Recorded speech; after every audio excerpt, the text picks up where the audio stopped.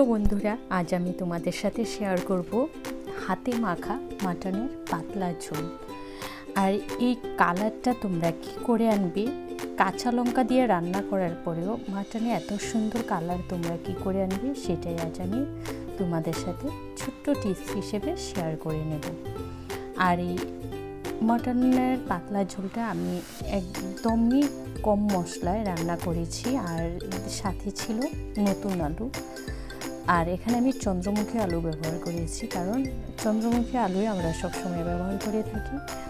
তাই এই মটনের পাতলা ঝোলের রেসিপিটা দেখার জন্য তোমরা যারা আমার চ্যানেলে নতুন আছো, প্লিজ চ্যানেলটা সাবস্ক্রাইব করে পাশে থাকা বেল আইকনে ক্লিক করে দিও। তাহলে যখনই আমার নতুন নতুন ভিডিও আপলোড দেব সবার আগে পৌঁছে যাবে তোমাদের কাছে। আর প্লিজ তোমরা ভিডিওটা শুরু থেকে শেষ পর্যন্ত দেখো।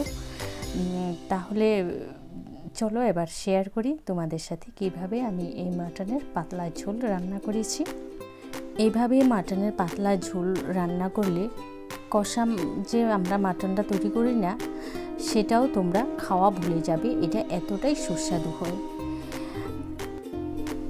এবার তাহলে চলো তোমাদের সাথে শেয়ার করি। এখানে আমি মাটন নিয়েছি 1 কিলো, দিয়েছি 2টো তেজপাতা, আর দিয়ে দিচ্ছি আমি এখানে 3টে পেঁয়াজ কুচি।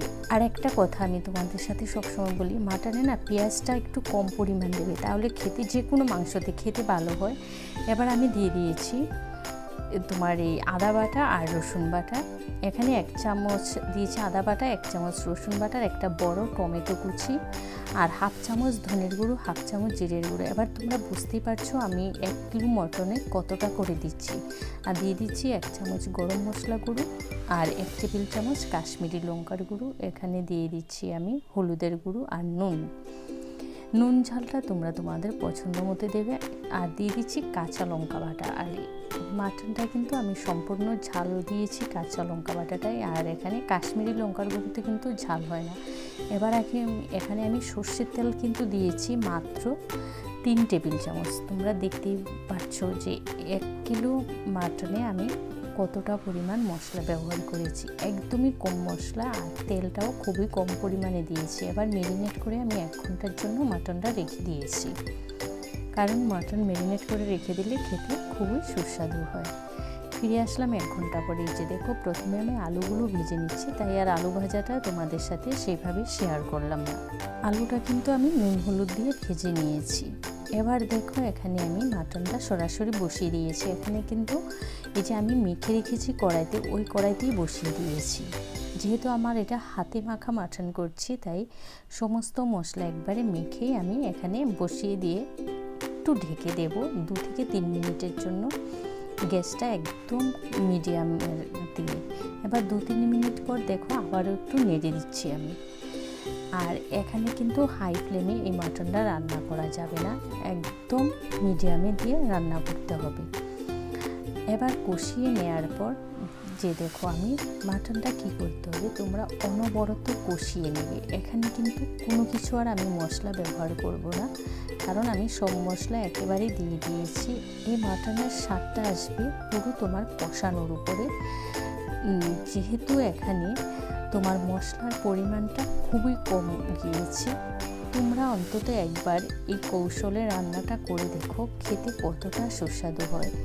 এখানে আমি শুধু তোমাদের দেখাচ্ছি যে আমি কীভাবে মাটনটাকে কষিয়ে নিয়েছি। এখানে এই মাটনটা কষাতে কষাতে কিন্তু হাতটা একটু ব্যথা হবে, তার জন্য ভালো কিছু খেতে গেলে তো একটু পরিশ্রম করতেই হয়, তাই নয় কি? তাই একটু পরিশ্রম করে মটনটা অনবরত তোমরা এইভাবে কষিয়ে নেবে। এই যে দেখো, কষিয়ে নেওয়ার পর অনেকটাই কষানো হয়েছে, তেলও ছেড়ে এসেছে আমার, মানে মটনটা কষানোর পরে এবার আমি দিয়ে দিচ্ছি আলুগুলো দেওয়ার পরে আমি আবারও 4 থেকে 5 মিনিট মটনের সাথে আলুগুলোকে কষিয়ে নেব। আমি কিন্তু মটনটা কষিয়েছি প্রায় 40 মিনিটের মতো। এবার বুঝতেই পেরেছো, অনবরত মাটনটাকে কষিয়ে নিয়েছি। বললাম না, তোমরা রান্না করার সময় যে কোনো রান্নার যতটা কষাবে ততটাই সুস্বাদু হবে। এবার দেখো, কষাতে কষাতে সমস্ত তেল ভেসে উঠেছে। এবার ওর মধ্যে আমি দিয়ে দিচ্ছি জলটা। এখানে জলের পরিমাণটা আমি একটু বেশি করে দেব। আর আমার কড়াইটা দেখো একদম টুবু হয়ে গেছে। আর তো যেহেতু এখানে আর কোনো মশলাই ব্যবহার করার কিছুই নেই, আমি লাস্টে একটু গরম মশলা ব্যবহার করবো নামানোর আগে দিয়ে। তো এবার এগুলো মটনটা দিয়ে আমি একটু ভালো করে নেড়ে দেবো। তখন একটু ক্যামেরাটা অফ করে দিয়েছি, কারণ নাড়তে একটু অসুবিধা হচ্ছিলো। এই যে ভালো করে আমি কিন্তু নেড়ে দিচ্ছি, ক্যামেরাটাকে সামান্য একটু অফ করে দিয়ে আমি ভালো করে মিশিয়ে দিয়েছি ঝোল আর মাটনটা যাতে ভালোভাবে মশলার সাথে মিশে যায়। এবার আর এটা এতটাই সুস্বাদু, তোমরা অন্তত একবার না খেলে বুঝতে পারবে না। এবার আমি ঢেকে দেব, এটাকে ঢেকে আমি রেখে দেব 30 থেকে 40 মিনিটের মতো, আর মাঝে মাঝে একটু নেড়ে দেব।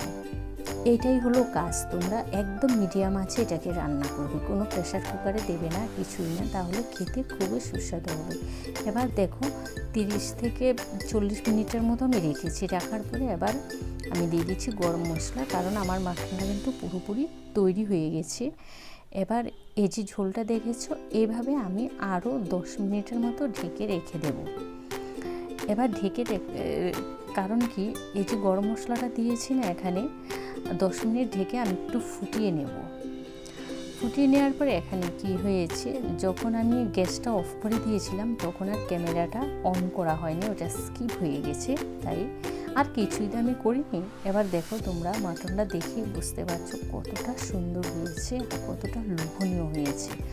আর দেখো রান্না কিন্তু আমি কাঁচা লঙ্কা দিয়ে করেছি, অথচ কালারটা দেখো কতটা সুন্দর। এবার আমি পরিবেশন করেও দেখাচ্ছি। আমার এই মটন হাতে মাখা মটনের পাতলা ঝোলটা যদি তোমাদের ভালো লাগে, তোমরা তোমাদের আত্মীয় স্বজন বন্ধুবান্ধব সবার সাথে বেশি বেশি করে শেয়ার করে দিও। আর যারা আমার চ্যানেলে নতুন আছো, চ্যানেলটা সাবস্ক্রাইব করে পাশে থাকা বেল আইকনে ক্লিক করে দিও, তাহলে যখনই আমি এমন নতুন নতুন ভিডিও আপলোড দেবো সবার আগে পৌঁছে যাবে তোমাদের কাছে। আর তোমরা অবশ্যই কিন্তু লাইক করো, কমেন্ট করো। ভালো থেকো, সুস্থ থেকো। আবারও দেখা হবে নতুন কোনো ভিডিওর সাথে। আর এমন লোভনীয় মাটনটা তোমরাও প্লিজ রবিবার ছুটির দিন রান্না করে ফেলো। টাটা।